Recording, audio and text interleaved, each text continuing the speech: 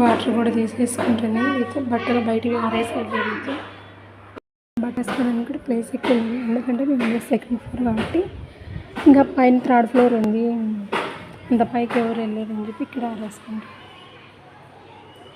వాటి మీద గంతి మీద ఇంకా ఇటు సైడ్ ఇక్కడ ఇదే బట్టలు ఆడేసుకోవడానికి ప్లేస్. అయితే ఇంకా ఒక ట్రిప్ బట్టలు ఉన్నాయి, అవన్నీ ఇటు సైడ్ దాని మీద ఆరేయాలి. ఇక్కడ ఒకటి ఉంది కానీ తంతే అది వాళ్ళది, మనం ఆరేసుకోవచ్చు. ఎండ కాస్తుంది కాబట్టి అందరూ బట్టలు ఉతుకుతున్నారు.